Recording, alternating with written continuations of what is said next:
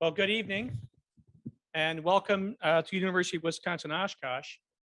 I'm Chancellor Andrew Levitt, and I am delighted to welcome you all here tonight. And of course, we welcome our distinguished guests involved in tonight's featured conversation, which you'll be introduced to a little bit later. I first want to thank the Tommy G. Thompson Center for Public Leadership for sponsoring, leading, and sharing tonight's event with the university and the community in this region.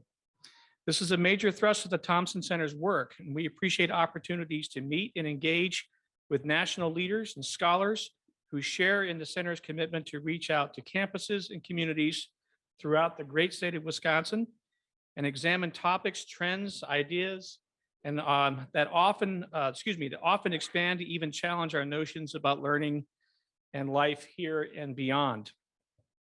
I think UWO is strongly identified with the theme of tonight's event, which is the future of education. I dare say that we are a leader. Turns out we've been in the future of education business since 1871. And as many of you know, UWO was founded as the Oshkosh Normal School in that year. This city's then leaders fought hard to win the right to help build and care for this institution, and I'm certainly glad that they prevailed. Over the decades since, through generations of innovative programs introduced, historic trials faced, and expansions, contractions, and evolutions it has experienced, this university remains dedicated to that original mission. We still prepare outstanding teachers for K-12 classrooms. Today, they are needed more than ever. And when we talk about the future of education, I think everyone can agree that having a well-prepared, caring, collaborative, and creative teacher at the head of the classroom, physical or digital, should be a part of the American educational trajectory moving forward. So again, I thank all of you for coming out tonight. It is now my privilege to introduce you to one of tonight's aforementioned sponsors. He is the director of the Tommy G. Thompson Center on Public Leadership and an associate professor in the Department of Political Science at the University of Wisconsin-Madison. His research and teaching interests are in the fields of American politics and statistical mythology. Did I say mythology? It's methodology, sorry. Methodology. It's mythology to me, so that's why.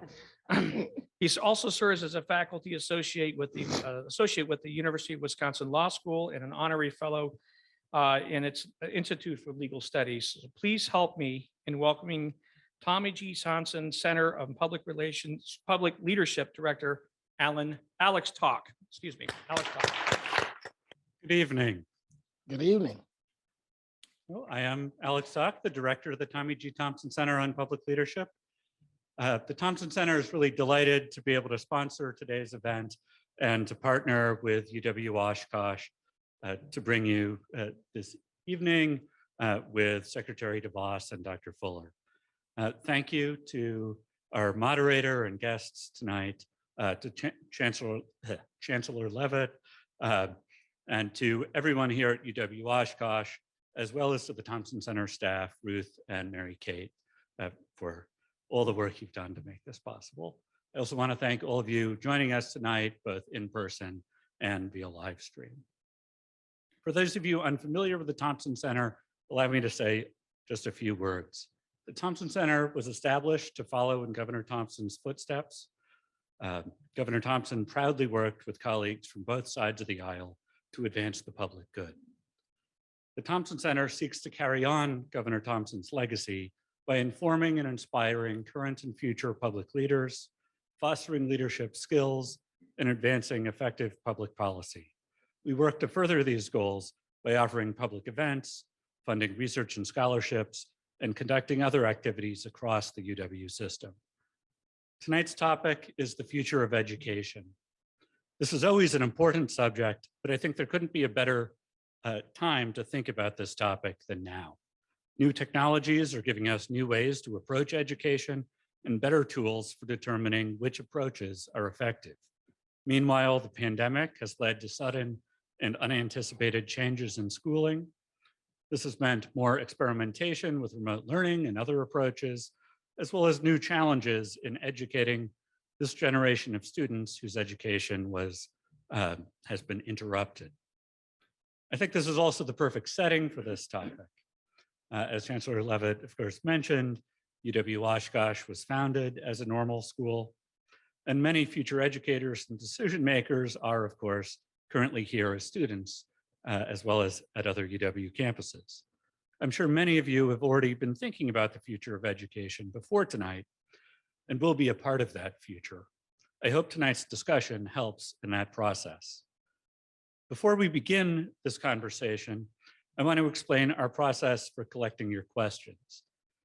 As you arrived at the Culver Center, we had some blank question cards available for you to share your questions for Secretary DeVos and Dr. Fuller. I hope you picked up a few. UW-Oshkosh Chief of Staff Alex Hummel is also roving the audience and sharing question cards for anyone who has not already grabbed some or would like more. So, Alex, please write your questions legibly on those cards and pass them towards the end of the rows. Alex, that's that Alex, not me. We'll pick them up and we will share them based on time available. It's my pleasure now to introduce tonight's moderator, Gerard Randall. Mr. Randall grew up in Chicago and graduated from Marquette University with a degree in political science and education. He began his career as a teacher at Dominican High School and has taught in Milwaukee Public Schools. He has also been Community Relations Counsel in the Milwaukee County Executive's Office, President and CEO of the Private Industry Council of Milwaukee County, Senior Fellow at the New American Policy Institute, and Adjunct Professor of Education Policy and Community Studies at UW-Milwaukee. Mr. Randall served as a member of the University of Wisconsin System Board of Regents from 1994 through 2007, with 2 years as Vice President. Mr. Randall is currently Executive Director of the Milwaukee Education Partnership and Managing Partner of the Lazarus Group.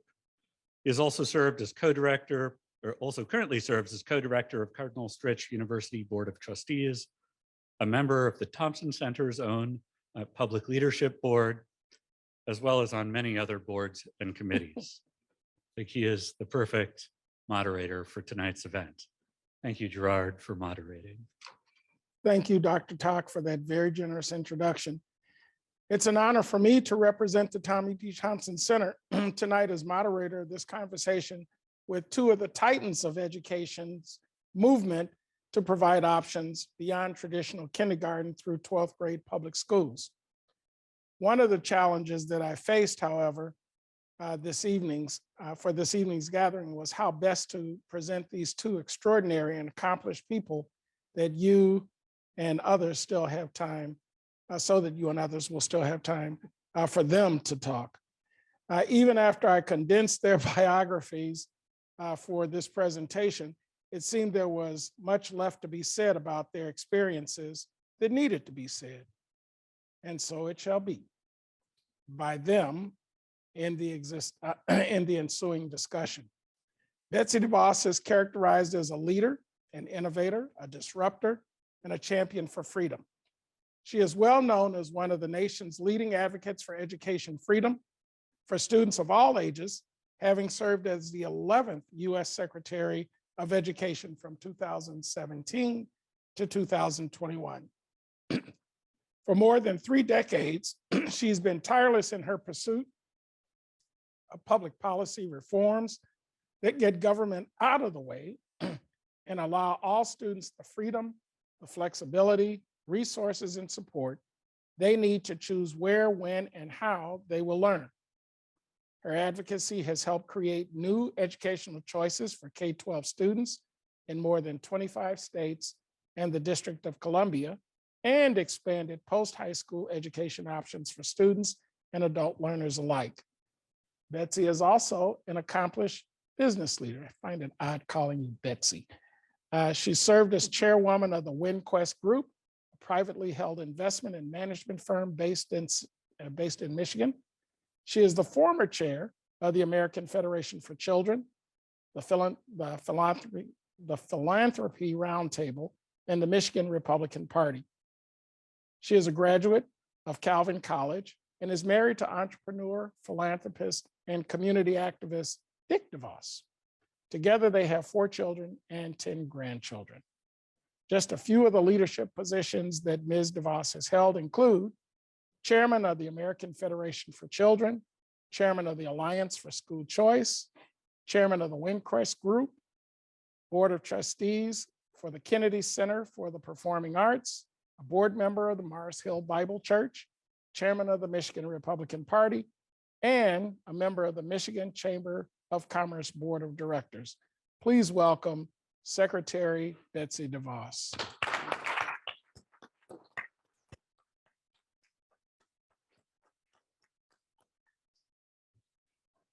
Dr. Howard Fuller is the Distinguished Professor Emeritus of Education in Marquette University School of Education's Department of Educational Policy and Leadership. He holds a BS degree from Carroll College in Waukesha, Wisconsin, an MSA degree from the School of Applied Social Sciences at Western Reserve University in Cleveland, Ohio, and a PhD in the Sociological Foundations of Education from Marquette University. A native of Shreveport, Louisiana, Dr. Fuller was raised in Milwaukee by his grandmother and mother while attending St. Boniface Catholic Parochial School. Afterwards, he graduated from the Milwaukee Public Schools North Division High School and later pursued and received the aforementioned collegiate and graduate degrees. He is a civil rights activist, educator, and community organizer, having served in Chicago, Illinois, Durham, North Carolina, and Milwaukee, Wisconsin. Perhaps he will share with us how his perspectives were refined while he was in Africa. His many years in both public service positions and the field of education include Director of the Institute for the Transformation of Learning at Marquette University, which in supporting exemplary education options that transform learning for children while empowering families, particularly those of low income, to choose best school options. Superintendent of the Milwaukee Public Schools, Director of the Milwaukee County Department of Health and Human Services, Dean of General Education at Milwaukee Area Technical College, Secretary of the Wisconsin Department of Employment Relations, Associate Director of the Educational Opportunity Program at Marquette University, Senior Fellow of the Annenberg Institute for School Reform at Brown University, and founder of the Malcolm X Liberation University of Durham, North Carolina. Dr. Fuller is married to Dr. Deborah McGriff, an accomplished and nationally celebrated educator in her own right, and he has a son. Dr. Fuller also has a successful Milwaukee charter school named after him, which will soon expand its enrollment into a brand new facility. Let me add a note. I've known Dr. Fuller since attending Marquette University as an undergraduate student, although he says he didn't know me then. And later, having the honor of calling him my leader while I was a teacher in the Milwaukee Public Schools, and he does acknowledge knowing me then. I'm most proud to call him my friend. Please welcome Dr. Howard Fuller.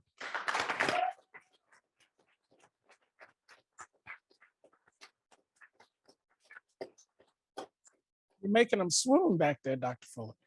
So let's plunge right into our conversation. The question for each of you is, was there a seminal or pivotal moment or experience that launched your advocacy for school children? Please tell us about it. Who wants to go first? You want me? Okay. Madam Secretary. I'll start first. Can you hear me? Yes? Okay, good. So my involvement was really more of an iterative experience. And it began when my oldest son, who's now 40, was beginning kindergarten. Dick, my husband, and I knew we were going to be able to send him to any school we wanted to. We would be able to afford it.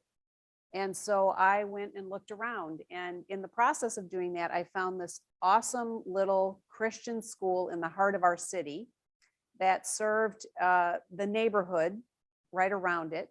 Less than 3 blocks away was a traditional school that was about the lowest performing school in the entire state. And although we did not send Rick to that school, I started volunteering there. And the more I got involved, the more I realized that for every child and every family that was represented there, there were probably 10 or 20 other families in that area that would have loved to have their child in a school like that one. And so what began as a volunteer effort to mentor kids there and then starting to support kids being able to go there quickly developed into the realization that the policies around funding of education didn't support this. And I found that very unfair and unjust. And so the advocacy began at that point and carried on from there. Thank you. And so a couple of things, Gerard. First of all, I have 2 daughters and 2 sons. Man, I can't be leaving out my daughters. Forgive me. like that. You know what I'm saying? And think that I could ever see them again. So the second thing is that it's good to be on this campus. I actually have a connection to this campus that many of you all are too young to know about. But I think it was like in 1969 or 1970, there was a rebellion by Black students on this campus. And a couple of those students came to Malcolm X Liberation University. And I want to acknowledge that, Hubert Canfield and Glenn Madison. And so just out of respect for them, I have to say that. In terms of a seminal moment, I don't know, man, that there was like a seminal moment. My entry into the parent choice effort at the elementary and secondary level, I have to give credit to Annette Polly Williams. A lot of what exists in this country today that people call parent choice would not exist were it not for the courage of this Black woman. Annette Polly Williams, who I went to high school with at North, she was the longest serving state rep until it's either Risser or I can't forget this other dude who was in the assembly. But it was Polly's courage to say that as a Black woman Democrat, I believe that poor people should have the opportunity to choose schools. And everybody's like, oh my God, this is horrible. As if choice is like some new phenomenon. But the reality is everybody sitting in this room knows that if you live in America and you got money, you got choice. Because if schools don't work for your kids, you're either gonna move, you're gonna put your kids in private schools, or you're gonna get the most expensive tutoring on the planet, and you don't care what government says about it one way or the other. And so Polly had the courage, man. But because if you think talking about choice is difficult in 2022, check 1987, That's right. 1988. And for her to have the courage to stand up in the state legislature of the state of Wisconsin and say that I will support a program that will allow low-income parents who live in the city of Milwaukee to be able to choose the best option for their children.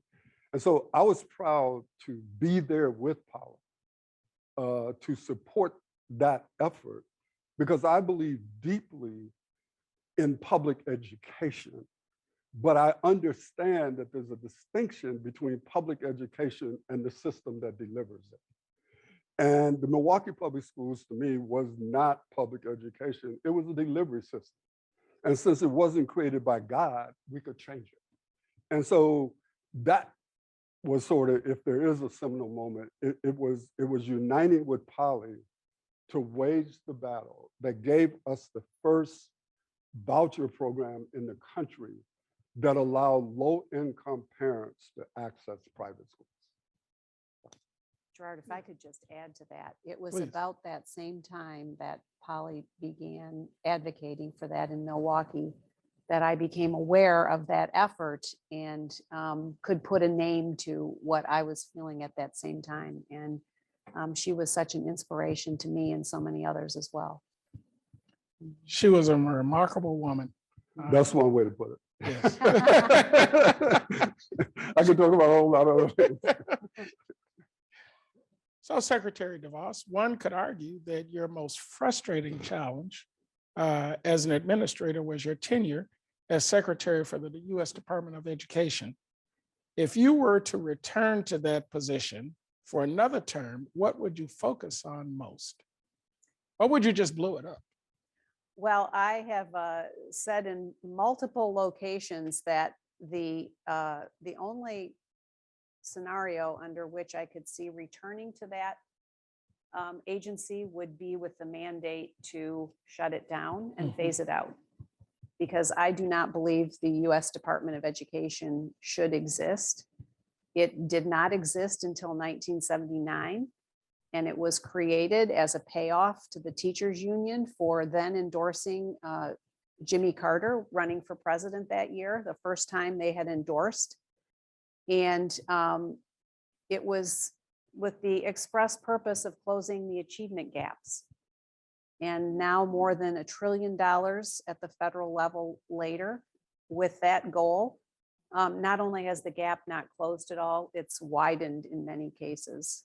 And so my, my view is there is more important and a greater mandate for those at the most local level, I believe parents, beginning with parents and families, to be able to direct and control funds versus the federal Department of Education, which takes the money appropriated by Congress, moves it around within the department for several months, adds a whole lot of strings and regulations, and in many cases overreach on the part of the federal level, and sucks up some of the money itself and then sends it to the states, which do similar things at the state level.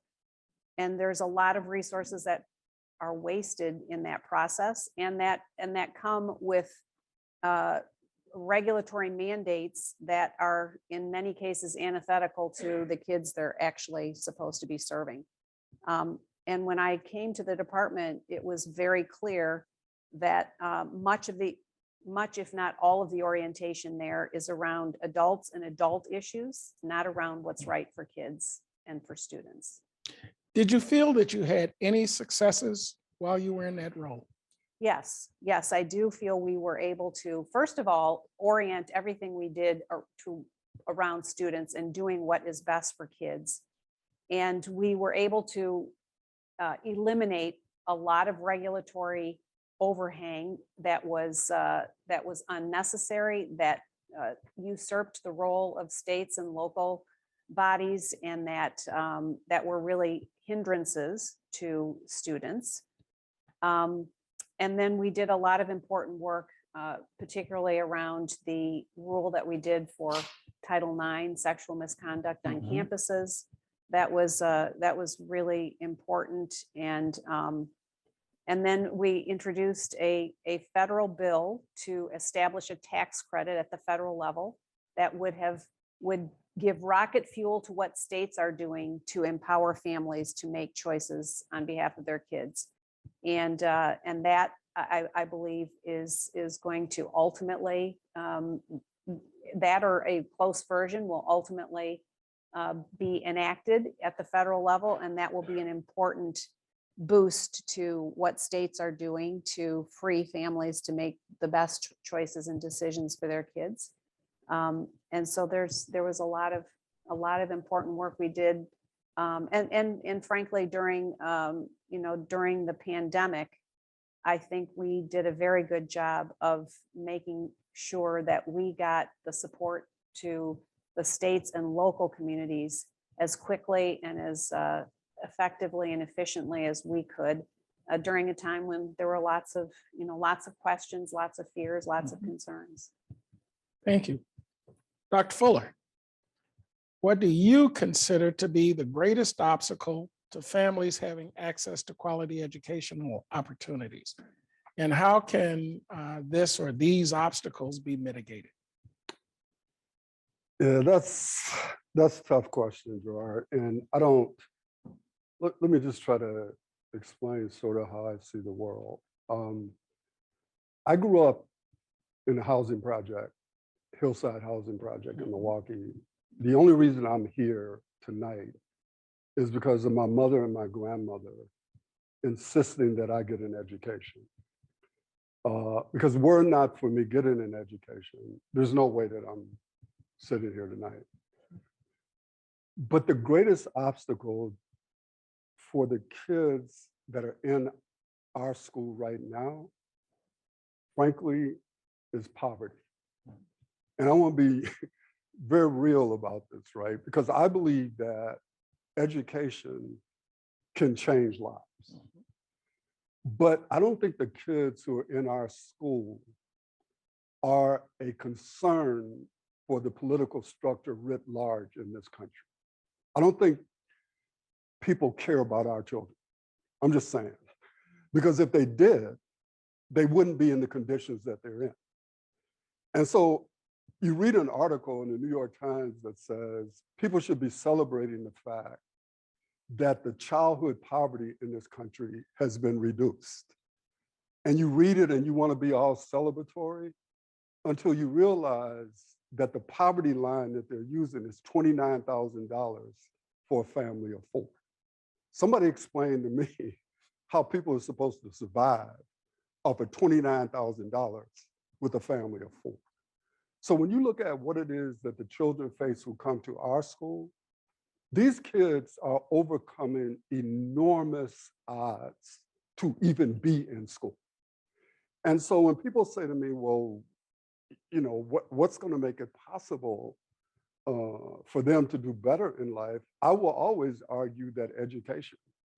But I would be lying to you all, and you all should think that I would be a fool to sit here and say, if we could just get an education, that all of a sudden their lives are going to be better. That's not even real now.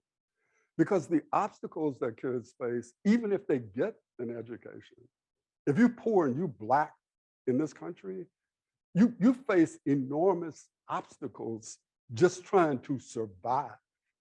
But I know, in spite of what I just said, I know that every day I'm going to get up and fight for these kids to get the best education possible, because that's the only lever that I see that could potentially change their individual lives. But I don't think that education is a systemic change issue. I think it's a rescue mission. And that literally what I've been doing for the last 30 years is trying to rescue as many kids as I can to give them a chance to have a better life. But I'm clear that is not changing the reality of the communities that they live in. And so the obstacles that they face are, it's the obstacle of waking up in the morning without food, clothing, and shelter. It's the obstacle of experiencing violence in your homes and in your communities. It's the obstacle of coming to a building and many people in that building don't feel that you're capable of great things.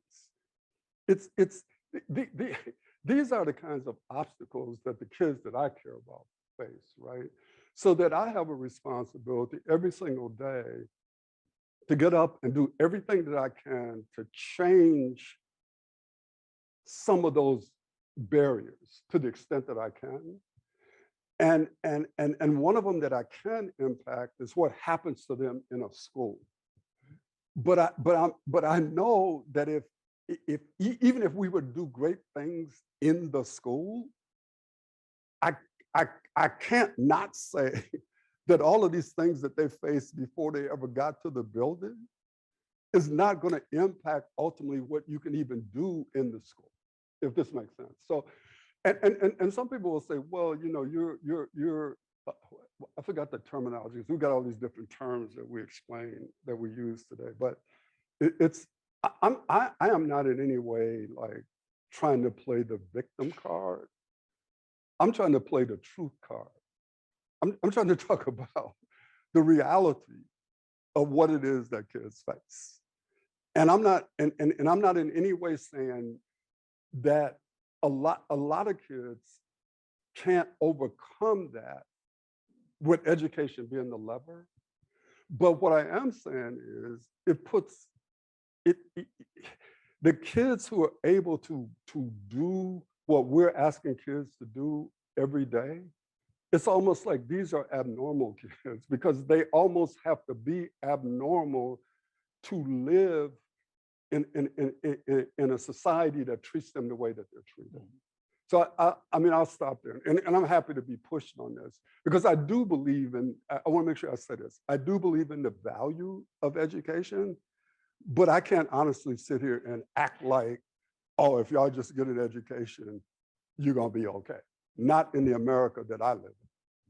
I remember about 30 years ago, you were asked the question of why not orphanages that could provide some of these wraparound services to the young people that were attending school. Share with us what your response was then, and has it changed? Well, first of all, man, like, I felt like at that moment in history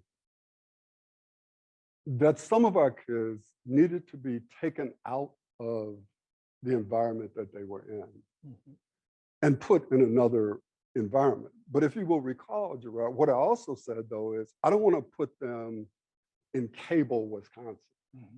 I want to put them in a situation where they can still have interaction with their families and their communities, but that I wanted them to be in a place where they felt safe.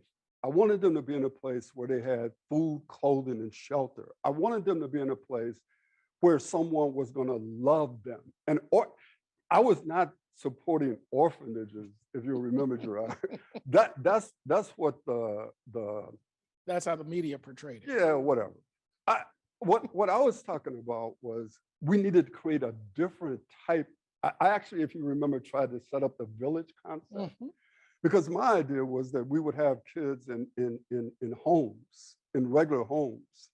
And there was a program that had operated in Europe where they had they would hire someone to be a mother in those homes, and it would be like a village, right? And then you would provide support services for the kids in that village. That was actually what I was talking about, if you will remember. But it was easier for people to say he wants to open up an orphanage. I remember that response because there were many nights when school board meetings would last way too long. And ultimately, we led a delegation over to Europe to take a look at that concept, to bring it back to Milwaukee. And by the time it actually got implemented, it was a mere shell of what you had envisioned or that what could work. Yeah, I'll just say this and then I need to shut up. One of the problems that happens in this country, or maybe in all countries, I know, I'll just talk about this one because I know it, is that we create these programs that actually would work, but we don't have fidelity to those programs. So what you do is you create it, but you never give it enough resources. You create it, but you actually don't carry out the model. You bastardize the model, and then you point to it and say, it didn't work.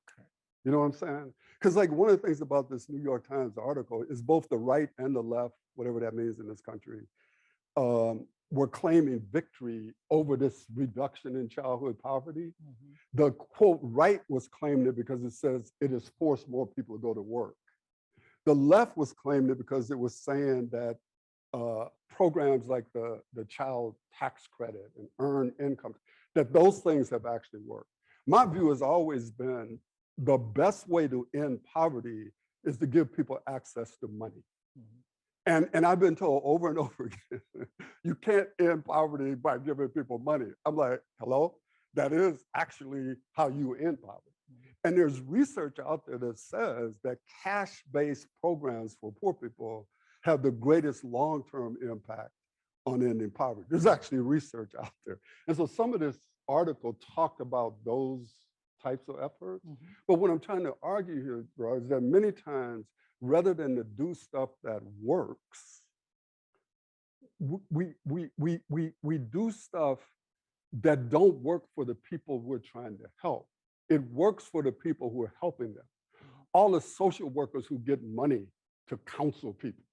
You see what I'm saying? And instead of giving people money, I'm gonna give you a social worker. And so, but anyway, I'll leave it at that. So I'm going to ask both of you this question. President Biden recently expressed his intent to forgive the student loans of millions of borrowers. And here we are on a college campus. So what say you? Well, I've said it before, I'll say it again. It's a horrible policy and it's illegal. The executive cannot just take the role of Congress and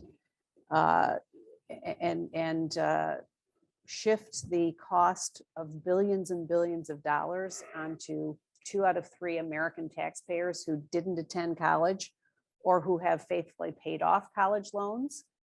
It does not get at the root of the problem, which is that college, the cost of college has continued to rise well beyond the rate of inflation for many years.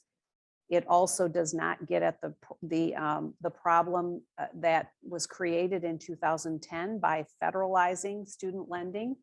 And it is just bad policy that will only exacerbate a problem. It will not solve anything.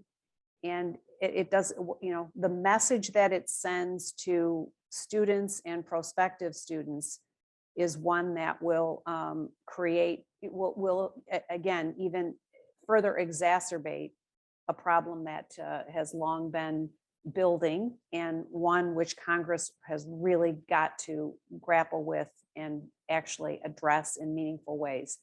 And I write about this at some length in my book about things that we should do, starting with the federal government should not be the sole lender of student loans. And there needs to be a much broader marketplace.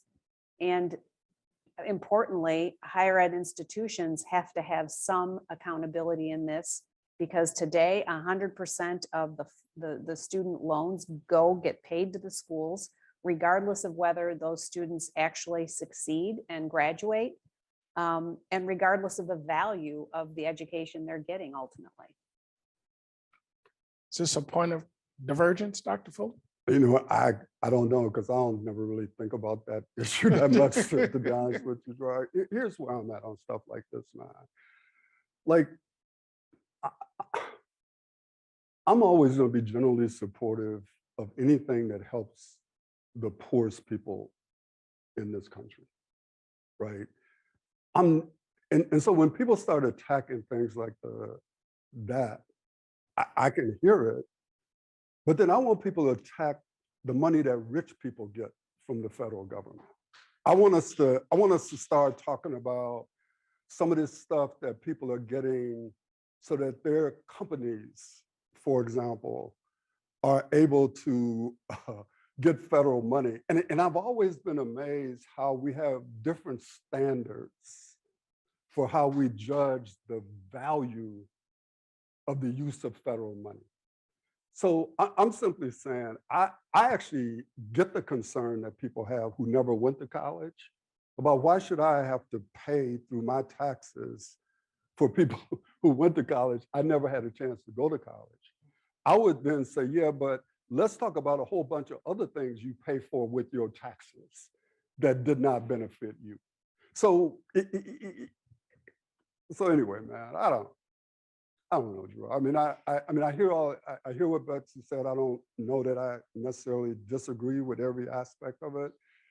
But to me, for people who have enormous debt by virtue of going to college, I want to try to figure out ways for people to be able to give service to our community as a way to help eliminate some of the debt. In other words, to me, the payoff for stuff ought to be service to our community in exchange for reducing debt, for example. I want to look at things like that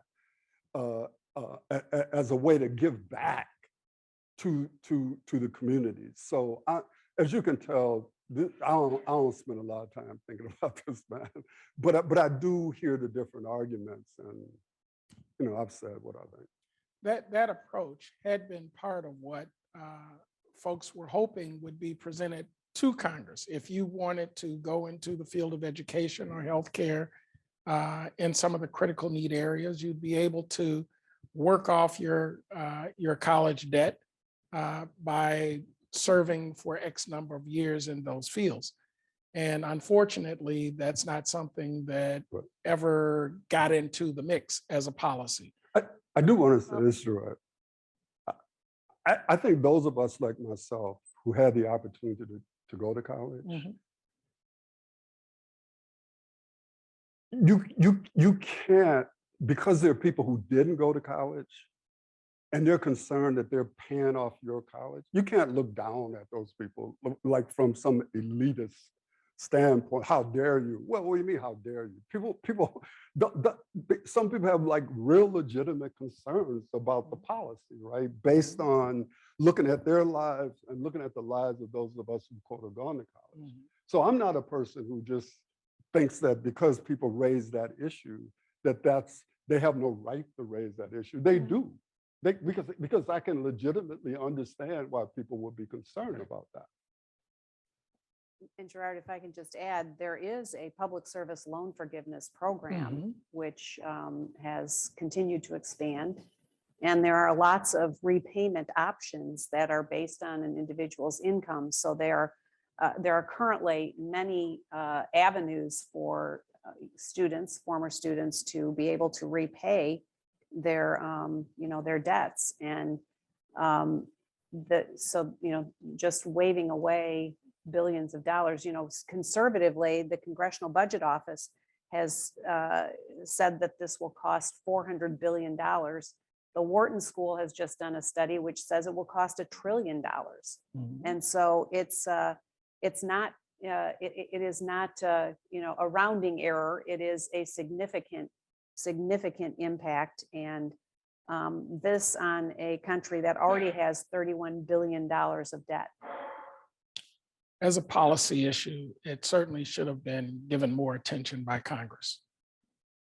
So, in some ways, the issue of freedom of expression, often referred to as free speech, has evolved into a lack of tolerance for the expressions or speech of others with unlike views.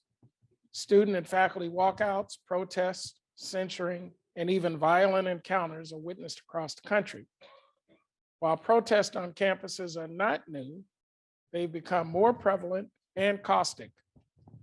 What do either of you predict will be the ultimate impact on discourse in this country, particularly on our college campuses and on our high school campuses? Well, I think this issue has been one that has been building for many years. And in fact, today, I think that the pendulum may be starting to swing back in the direction of embracing free speech and ensuring that those kinds of forums are protected and honored on higher ed campuses, in high schools, and in any place where debate has normally occurred. This is a really, really important thing for all of the rising generation to actually learn how to exchange ideas and to debate ideas in a civil and straightforward manner, respecting one another's perspectives, not necessarily embracing them, but allowing other ideas to be heard. And we've seen all too many instances of intolerance around this lately, but I think many of them have been exposed, and with exposure will come the disinfecting that comes with the transparency. And I think the pendulum, like I said, I think the pendulum is starting to swing back the other way, but it won't be without a lot of intentionality on the part of those who have been shut out of those debates and denied those opportunities, really being insistent on being heard and showing the value of having that kind of discourse and debate. Mhm. Real life has that, and so you have to learn that as a student, and it's an important quality to be able to gain and earn. What I would say, Gerard, is that I think people on the extreme right and the extreme left are both crazy. And so this concern about free speech isn't just about whether or not conservative or liberal people can come speak on campus. It also comes when people start saying you can't teach race. You can't talk about race in high schools. So we got to be clear that this free speech thing and this, it covers a gamut of issues in this country, man. And we all got to be honest about this, right? And so we all got to kind of step back for a moment and ask ourselves, what kind of America is this? And so I read this book by Mandelbaum, and I'll think of the other dude's name in a minute. And it was called That Used to Be Us. And what the book was talking about was, at one point in time in America, we had the grand bargain. And the grand bargain was based on the idea that before I am a Republican or a Democrat, I am an American. Mm-hmm. And the idea was that as Americans, we could hold these very different viewpoints, but America could only survive if the grand bargain would occur. That we would say, yes, you know, I am a Republican, I'm a Democrat or whatever, but before any of that, I'm an American. Mm-hmm. When Obama was elected and McConnell said, my job is to make sure that you're not successful, that was over. Mm-hmm. I'm just being clear, that was over. Because now what we're saying is, you're the president of the United States, but because you're a Democrat, my job is to make sure that you're not successful. Or you're a Republican, my job is to make sure you're not successful. When we do that, the whole idea of we got some kind of America,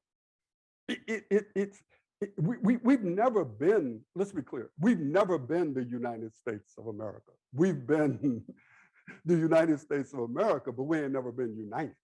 But there were different points in time when we at least could come together around certain types of common ideas. Right now, today, in this country that I see, that's a very, very difficult thing to see. And so I'm not as optimistic as Madam Secretary is that we're closing that, but I hope that we will. But I'm a little bit more pessimistic. She might be.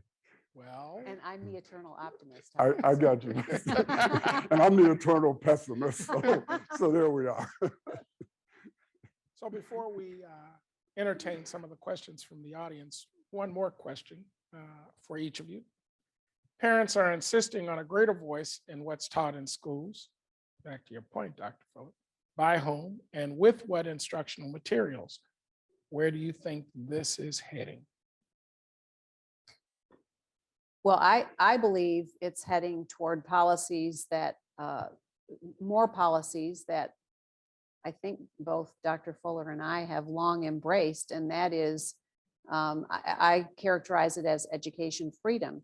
And that is the money for the child follows the child to where the family decides is the best fit and the best environment for him or her. And I have long maintained that the system that most kids experience today is an antiquated, one-size-fits-all, top-down system that essentially treats K through 12 age children very much the same way as more than a century ago, while much of the world around them has changed today. And the way that kids learn from child to child is different. And yet we, to a large extent, try to make them learn the same ways. And so with education freedom will come a lot more creativity with the kinds of schools and the kinds of learning environments that kids can access.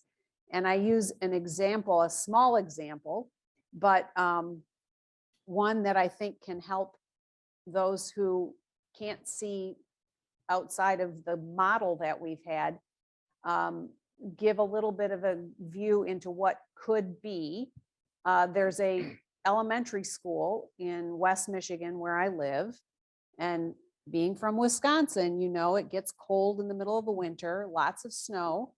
Well, this school in West Michigan is an outdoor school where the kids go to school outdoors all day, every day, year round. And they're choosing to do that. And the teachers are choosing to be teaching in that environment.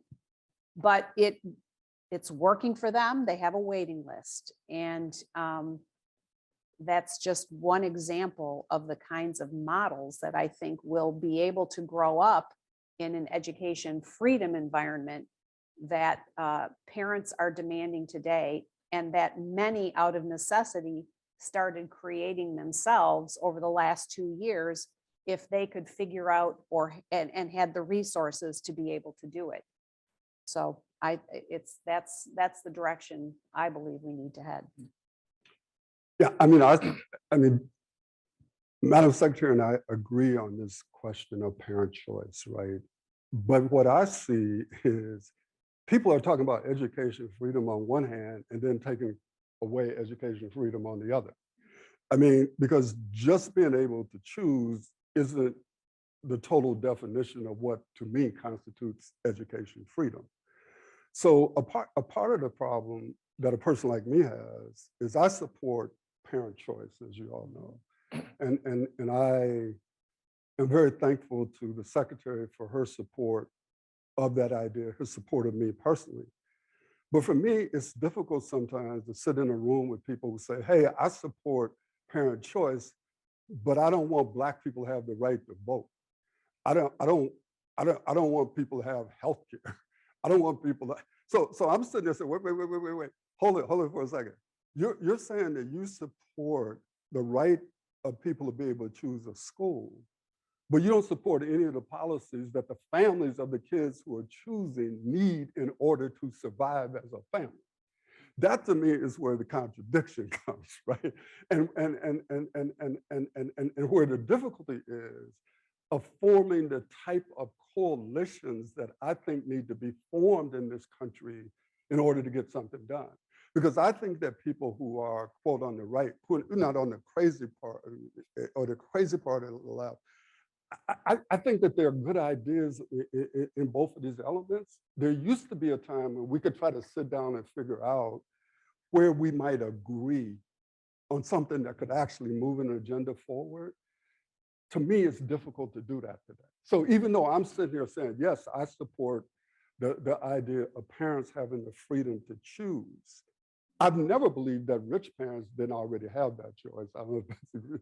I've always felt that that was a problem for poor people, right? Which is why I don't support universal vouchers. But anyway, so, but the concern that I have, Gerard, is that you're sitting here telling me on the one hand, you want parents to have the freedom to choose, but then you want to pass laws that say, but you can't teach this, and you can't teach that, and you can't teach this, and you got to get rid of that book and this book and that book. How does this education freedom stuff work then? If that's what we're doing, and that is what is happening at this point in this country, right? And we got to have the courage to stand up to that, to say that that's not acceptable. Like I believe everybody, for example, I believe all parents ought to have the right to choose the best education for their children. I know for poor people, that's not going to happen without the support of the government, because they don't have the resources. That's why I support that. But then on the other hand, what I clearly understand is that this idea of freedom goes beyond just the right to choose a school. It's deeper than that. And so that's where I'm at. What are some ideas for states and cities to fund both K-12 public schools and increase vouchers for private schools? So let me speak to it, because this is a real issue right now here in the state of Wisconsin. Some of us are going to make, there's already an effort going on. Some of us want to expand that effort to deal with funding equality in the state of Wisconsin. it's frankly, it's not just an issue between the traditional public schools, charters, and private schools. It also has an impact on certain rural districts in this state. And the way that the school funding formula, the equalization pot is set up, and the impact of what happens in that equalization pot on property taxes throughout the state. And so we're going to have to address this issue of fund inequality if the choice environment, like in the city of Milwaukee that's been created. You have a situation in Milwaukee where a family of 3, I send one of my kids to the Milwaukee Public Schools, and the same family generates $17,000. I send one to a charter school, and it generates 10. I send it to a private school, and it generates 9. That is insane. Because if we say we care about all children should actually then generate the same dollars, right? If we say that we care. But that's not how this is all set up. So this issue of fund inequality, I think, has to be the foremost policy issue that we address in education in this state during this budget cycle.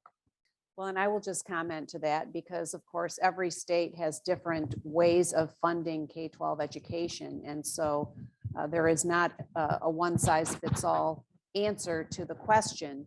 But I totally agree with Dr. Fuller that there should be, a parity between the kinds of funding that go to the different types of schools, but importantly, it should go through the family to decide how and where to use those funds. I happen to be a real fan of the education savings accounts because I think those are going to actually drive the most creativity and the most new approaches to how kids can experience their K-12 learning years. Is that what Arizona? Yes, Okay. it's what Arizona just passed as the first universal program for every student in Arizona. If your assigned school is not working for your child, you can take 90% of what the state, not local spending, but what the state spends on that child and use it to buy your child's education wherever you want. And then it only- So far, but that just happened 2 months ago. Next question represents a bit of a gear shift, I guess you could say. What are your thoughts and remedies on the gun violence epidemic in our schools? What can you do? What can we do to stop mass shootings in particular? I'll respond to that. After the Uvalde? pardon me? Uvalde? No. After the mass shooting at Marjorie Stoneman in Florida, when I was in office, I headed up a school safety commission, and we actually issued, I thought, a very comprehensive, helpful, useful tool for every state, local school building to all use and consult.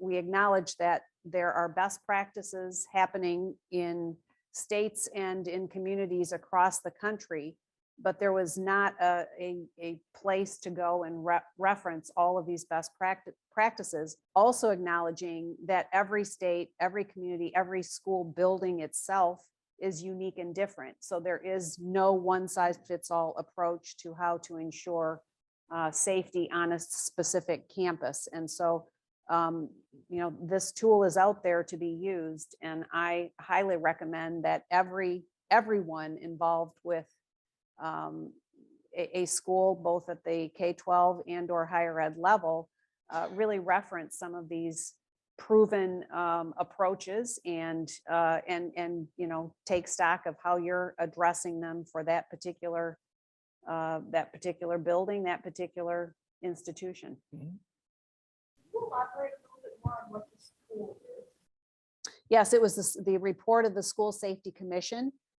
And It should be available on the Department of Education website. It was a joint effort between Department of Justice, Education, Health and Human Services, and Homeland Security. You have a response, Dr. Phillip? I try not to talk about stuff that I don't know nothing about, or I don't have an idea that makes any difference. And honestly, I have no idea what we're going to do, man. But what I do believe is schools are not islands off into themselves. That what happens in schools is a reflection of what is happening in the places that surround the schools, the communities of which the schools are part. And to me, unless we can figure out a way to become a less violent country, and that means access to guns, that means the views that people have that say the way to solve problems is the use of guns. And I don't know how you do that. I really, in this country, I don't know how you do that. So I don't know. Time for 2 more questions. 2 more questions. Very good. This is related to a piece recently in Education Next, suggesting that school boards are obsolete political appendages, and maybe it's time for them to go. This is from Henry M. Smith, I believe, was the blog poster. What's your reaction to that? And what do you think? My reaction is read Tyack's book, One Best System. And if you read that book, which to me is one of the best historical analysis of American education, you will know that at different points in time, we've had these arguments. Like one of the reasons we got school boards was to eliminate patronage. So to me, we're going to continue to have this argument, school boards, no school boards, elected school board, appointed school board. And at the end of the day, I tend to favor the best form of democracy. That's where I tend to go to, because and as messy and as difficult as democracy is, I tend to favor the most democratic ideas that give us the best way to wage struggle within the context of a democratic ideal, right? So having been a superintendent with an elected school board, there were mornings, I said mornings because the meeting started at night and ended in the mornings, when I was all for eliminating school boards, right? But the reality of it is, that is the essence of democracy. And these battles are going to take place no matter what you come up with, if we're going to continue to have a representative democracy. So there's just going to be different forms, and they all going to have problems. And of course, a lot of y'all who on college campuses, y'all get paid to write essays and stuff about getting rid of stuff and establishing stuff. And one of y'all say we need to get rid of school boards, and another one of y'all we need to keep school boards, because that's what y'all do. And so that debate is just going to go on. And I personally don't think there is this is the best way, personally. And I would concur with that. I think, again, as more education freedom is introduced in more and more states, it's going to change the nature of existing school boards, because they and those they represent are going to have to become more responsive to a broader range of people, because they're going to have something to benchmark themselves against. And they're going to see students leaving their particular school to go somewhere else for some reason. And there's going to be questions why. And that's all laudable and good and healthy. And I think that's going to ultimately improve the governance of all of these institutions as well. Okay, Alex, make it a good one. Okay, this is kind of touching upon a subject that came up a little bit earlier, but we'll revisit it because now that we have just a couple of minutes, you can hear all of your greatest solutions. What actionable ways would you plan on solving the student debt crisis, knowing some opposition to President Biden's efforts? So what would you do? What would be your suggestion to solve this debt crisis? I don't know. nothing about- I was gonna give you a chance. No, I'm the secretary. I don't know. Well, it's multifaceted. So it starts with it starts with the notion that the U.S. Department of Education should not be one of the largest banks in the country.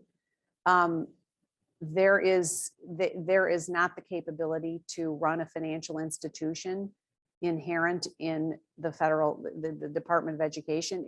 If federal student aid is to continue, it should be spun out and should be a separate body governed by a non-political board that has stability, that has expertise, and that will not blow with the winds of politics. Number two, I think the monopoly essentially that the federal government has on student lending today has got to change. There have to be private providers, and there have to be others that will enter that marketplace. Number three, we have to continue to be more and more transparent about what your tuition is actually buying you.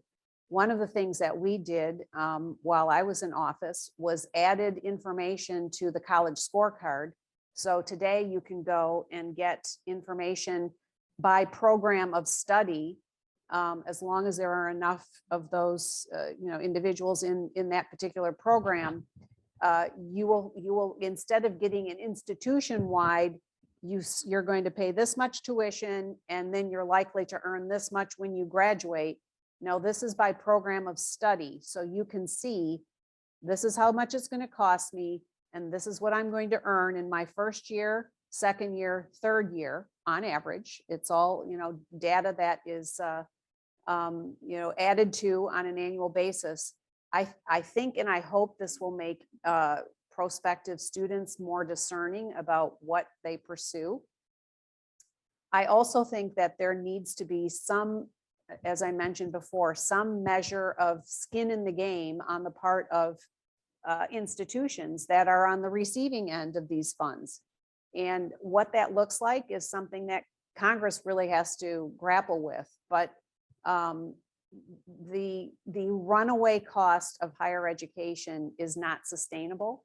And I think that the last couple of years have, for many students and prospective students, raised valid questions around the value of a four-year institution, and not to in any way denigrate the institution we are being hosted by today. But there is a real question around value for cost, and those are good and important debates to be had. And I think that that will ultimately be beneficial for the long-term cost and value.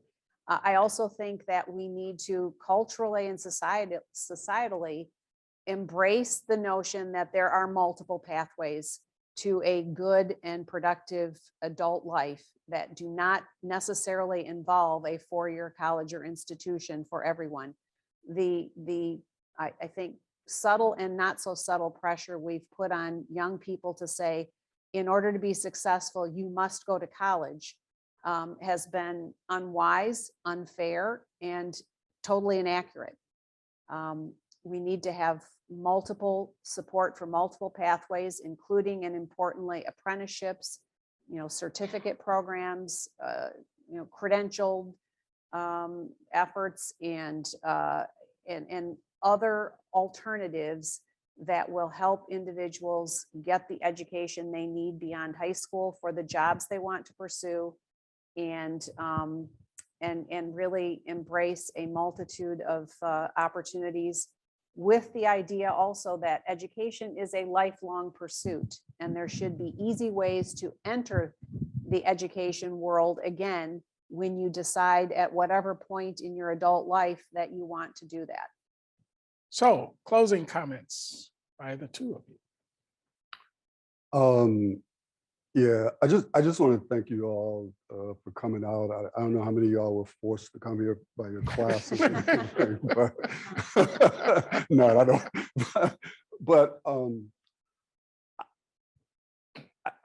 what I'm hoping, one thing you all got out of this is that I'm very proud to call the Madam Secretary a friend of mine, but we don't have to agree on every single thing. And you can be clear that we probably don't.